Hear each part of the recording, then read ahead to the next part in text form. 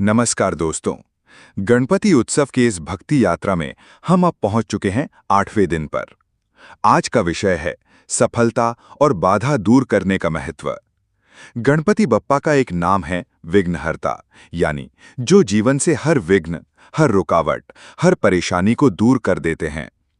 जब भी हम कोई नया काम शुरू करते हैं, चाहे वह पढ़ाई हो, नौकरी हो, व्यापार हो या शादी, सबसे पहले हम गणपति जी की पूजा करते हैं, क्योंकि ये विश्वास है कि जहां गणपति का स्मरण होता है, वहां असफलता की छाया भी नहीं पड़ सकती।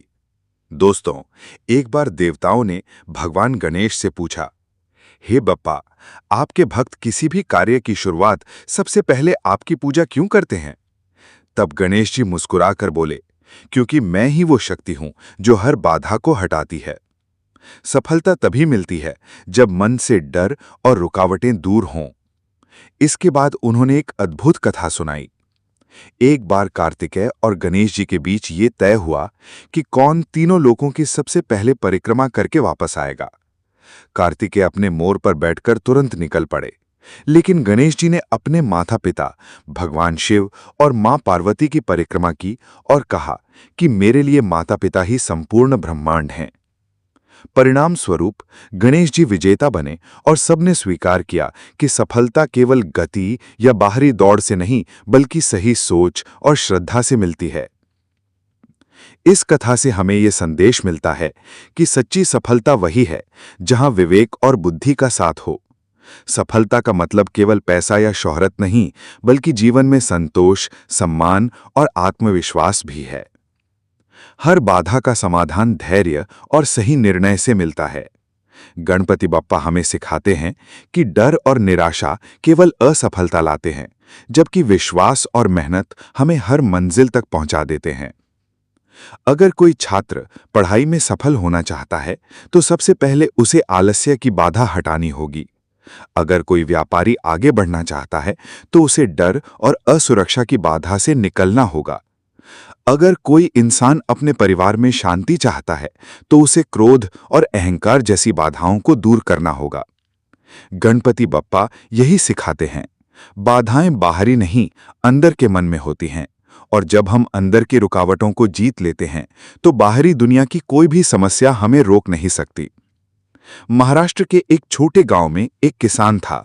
हर साल वे गणपति की पूजा बड़ी श्रद्धा से करता था, लेकिन उसकी खेती बार बार सूखा पड़ने से खराब हो जाती। गांव के लोग मजाक उड़ाते, किसान, तेरी पूजा का क्या फायदा, तुझे तो हमेशा नुकसान ही होता है। लेकिन किसान कभी हिम्मत नहीं हारता। वह हमेशा कहता, गणपति बप्पा मेरी हर बाधा दूर करेंगे, मुझे बस धैर्य रखना है। 3 साल तक लगातार संघर्ष के बाद एक बार बारिश इतनी अच्छी हुई कि उसकी फसल 2 गुनी उग गई। वह पूरे गांव का सबसे सफल किसान बन गया।